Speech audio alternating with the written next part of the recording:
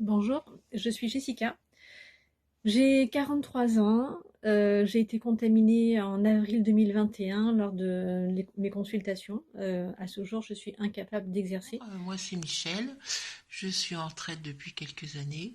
J'étais une retraitée qu'on qualifiait de très active. J'ai attrapé le Covid en octobre 2020. Bonjour, j'ai 37 ans, je suis infirmière. J'ai été contaminée sur mon lieu de travail en mai 2020 à la première vague. Je m'appelle Muriel, j'ai 48 ans, je suis infirmière et je suis Covid long depuis 17 mois aujourd'hui. Bonjour, je m'appelle Maxime, j'ai 43 ans et j'ai contracté le Covid en octobre 2020. Une forme légère, avec perte de goût et d'odorat. Bonjour. Je fais cette vidéo aujourd'hui pour alerter de la situation dans laquelle se retrouvent la plupart des Covid longs atteints de cette maladie de manière chronique. J'ai bientôt 56 ans, j'ai eu le Covid en mars 2020 et depuis je suis Covid long. Donc beaucoup de symptômes ont disparu.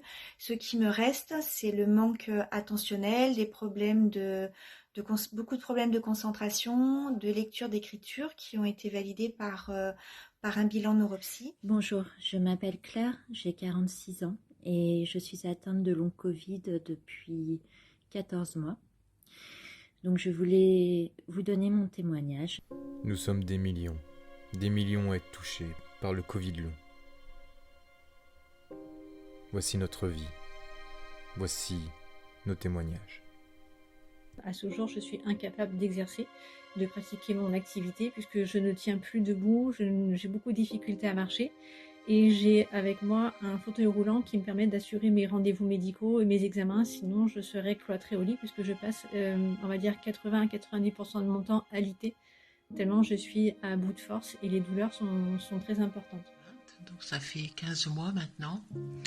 Et depuis cette date, ma vie a basculé. Je me considère presque comme handicapée, étant donné que j'ai des périodes de fatigue très très souvent, très épuisantes. Je suis obligée d'organiser mon quotidien, c'est-à-dire que si j'ai un rendez-vous, c'est la seule chose que je vais faire de la journée. Je ne peux pas prévoir de rendez-vous parce que ça me fatigue beaucoup trop. Si j'insiste, si je fais un effort, peu de choses en fait, du ménage, une demi-heure, trois quarts d'heure, je suis très très vite essoufflée. Les 8 premiers mois, j'alternais des phases avec symptômes et des phases plutôt calmes où je pouvais vivre à peu près normalement. Mais depuis un an, ma vie est au ralenti et les symptômes sont devenus handicapants. Avant, j'étais active, sportive et indépendante. Désormais, ma vie est rythmée en fonction de l'intensité des symptômes. Mes symptômes peuvent être une fatigue qui est quasi constante maintenant, ces céphalées à type de brûlures qui vont de l'arrière du crâne jusqu'au bas du dos, cette sensation d'ébriété quasi permanente, cette hyperacousie qui est une sensibilité douloureuse au bruit, ce qui fait que je porte des boules caisses quasi tout le temps, plus parfois un casque, des vertiges, des courbatures, des fourmillements, des nausées, des douleurs thoraciques, des douleurs articulaires, musculaires, des sensations d'évanouissement et ces troubles cognitifs qui concernent chez moi des problèmes d'attention, de concentration et de planification. Des douleurs digestives terribles, une fatigue, une asthénie majeure et tout un tas de troubles, de symptômes qui arrivent et qui s'en vont, enfin des trucs de fou. Voilà. Actuellement, aujourd'hui, au bout de 17 mois, les séquelles que m'a laissé le Covid, c'est une inflammation de l'aorte pour laquelle on ne sait pas ce qu'il faut faire, donc on ne fait rien. Une inflammation de la moelle osseuse et des os qui me procure de très fortes douleurs. Mais vraiment tout le temps, j'ai mal tout le temps. Des douleurs articulaires et musculaires aussi. Donc pour ça, je prends un traitement de confort, des anti-inflammatoires, des antalgiques qui sont moyennement efficaces. Nous essayons avec les associations de faire reconnaître cette maladie qui est encore malheureusement très peu prise en compte. c'est très dur. C'est-à-dire que moi, de mon côté, je ne travaille plus depuis ces 14 mois. C'est pas possible. J'ai des atteintes neurologiques, des problèmes de concentration, ce qu'on appelle le brouillard cérébral. Je cherche mes mots, j'ai des tremblements aussi, c'est-à-dire que si je ne prends pas mes médicaments tous les jours, j'ai les mains qui tremblent, même des fois la tête qui tremble. Je suis fatiguée, épuisée tout le temps. Je fais des épisodes de fièvre depuis ces 14 mois récurrents. Des fois la fièvre peut revenir et durer même 3 semaines d'affilée. Et aujourd'hui, je me retrouve avec des problèmes respiratoires, de l'asthme, des douleurs musculaires dans le dos,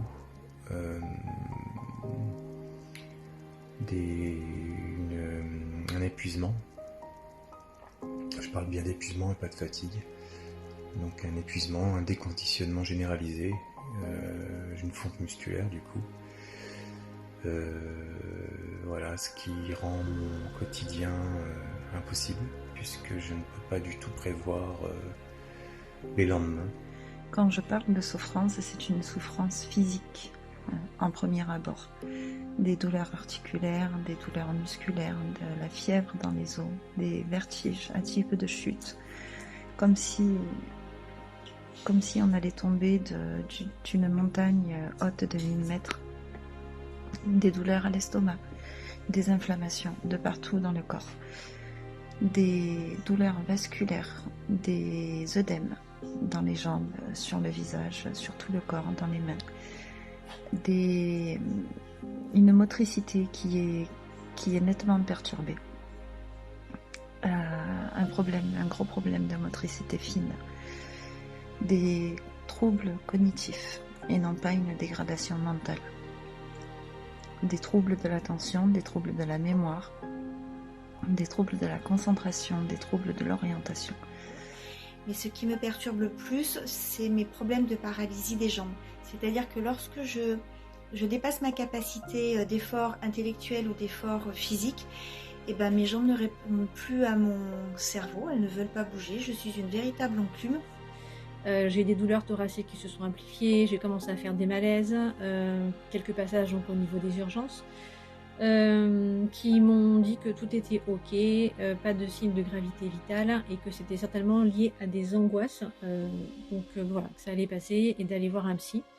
Un médecin a voulu me mettre en hôpital psychiatrique, j'ai hésité parce que j'ai vraiment cru à ses paroles, sauf qu'à un moment donné j'ai repris mon pouvoir, on va dire.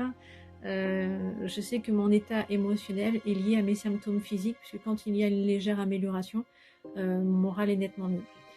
Et puis, bon, ce qui est très handicapant, c'est que je ne peux plus faire des petites sorties, enfin une sortie du soir, ça me fatigue trop, une marche.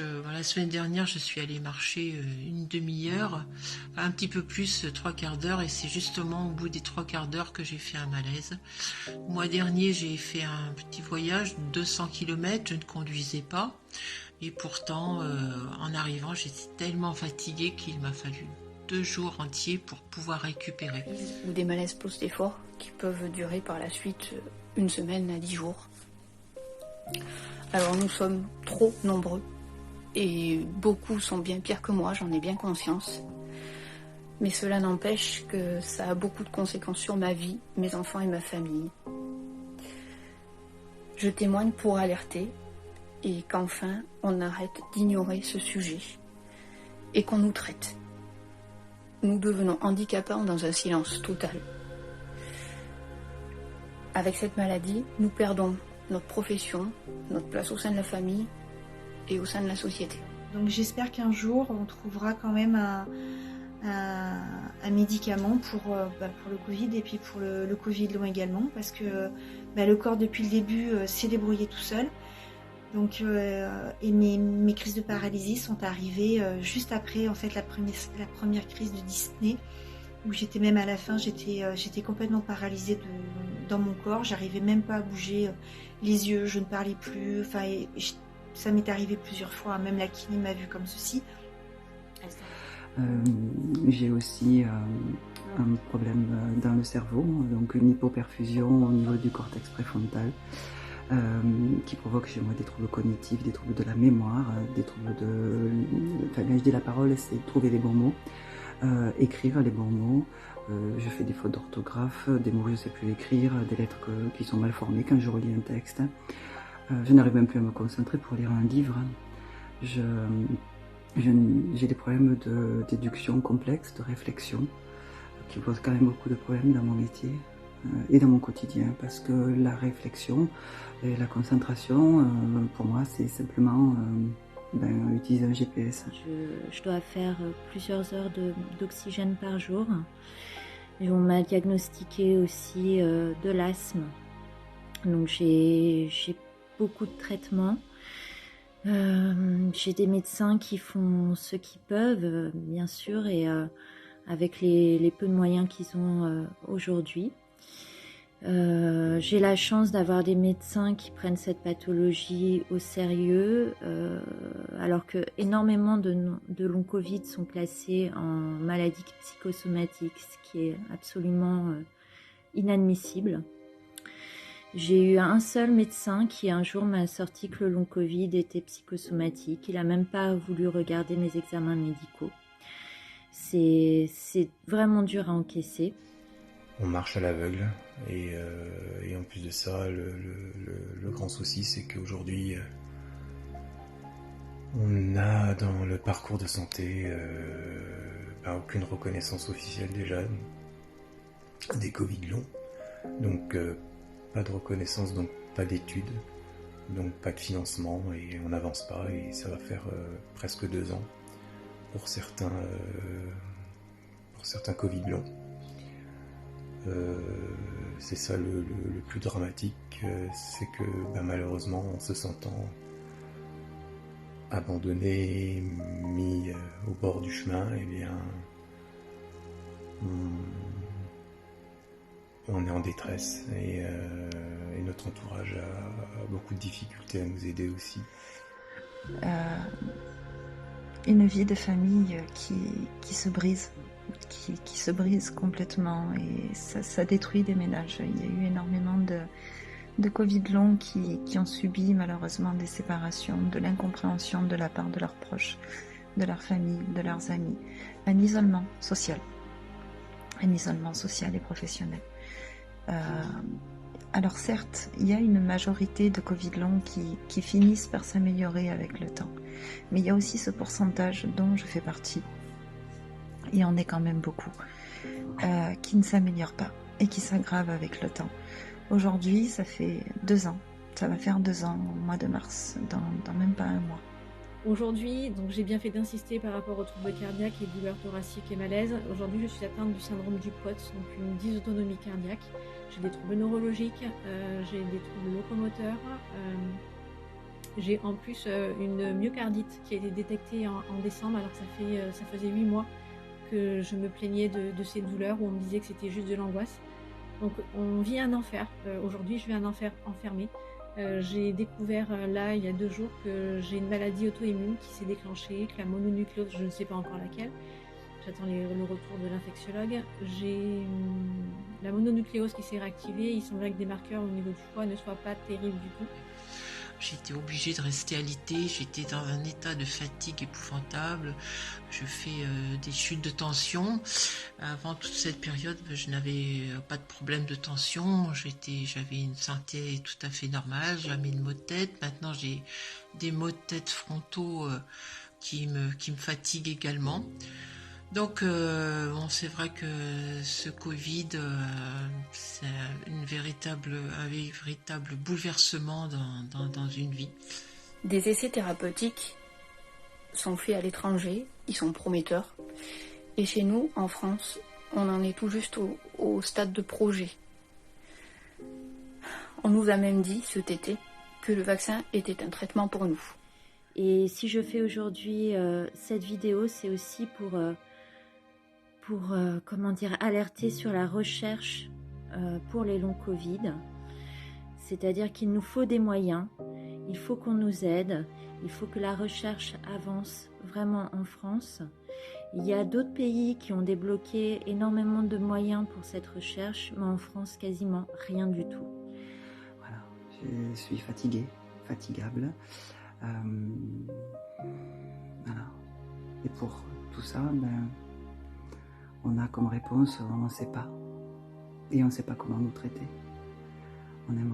J'aimerais que le gouvernement prenne en charge un peu plus le Covid long, entende notre détresse. Nous sommes très seuls. Le neurologue m'a expliqué qu'à l'heure actuelle des choses, au vu de la connaissance médicale, on ne peut pas m'assurer que le curseur va bouger et que je vais m'améliorer ou que ça va partir, on n'en sait rien.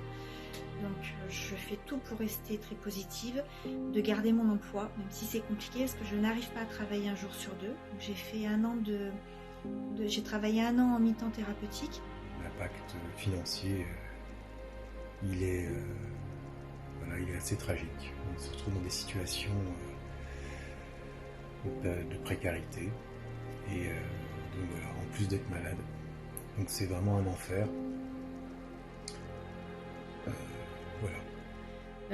Donc voilà, c'est un enfer, on est dans une solitude extrême, on est très peu accompagnés, toutes les démarches c'est nous qui les faisons. Il n'y a pas de centre, il y avait un centre mais qui a fermé à proximité de chez moi parce qu'il manque de médecins. Bref, c'est une catastrophe, nous n'avons pas de traitement, nous ne sommes pas forcément toujours pris au sérieux, les gens ne savent pas nous soigner et il est temps que la population se réveille, dans tous les cas, le corps médical ou autre, le monde en général, parce que nous avons besoin d'aide, clairement. Voilà, je souhaite à tous les Covid longs une belle guérison, gardez espoir quoi qu'il arrive, je sais que c'est difficile, mais on va y arriver. Alors stop, nous sommes malades, nous voulons accéder aux soins sans risquer d'empirer nos symptômes, et surtout, nous voulons un traitement. C'est plus possible, il nous faut des solutions.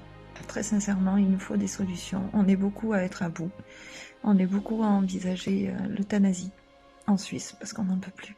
Le syndrome d'activation mastocytaire nous bouffe.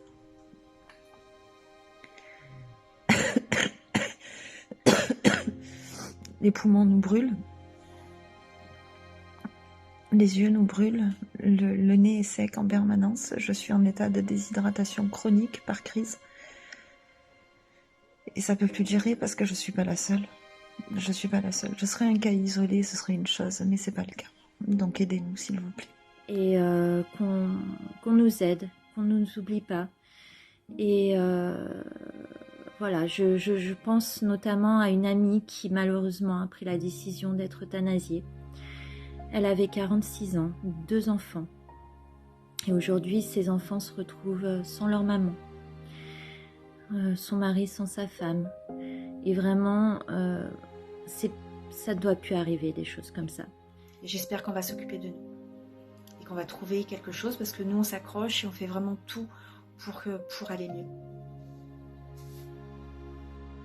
On dit que ce qui ne tue pas rend plus fort. Dans notre cas, c'est absolument faux. Ce qui ne tue pas nous rend beaucoup plus faibles, chaque jour.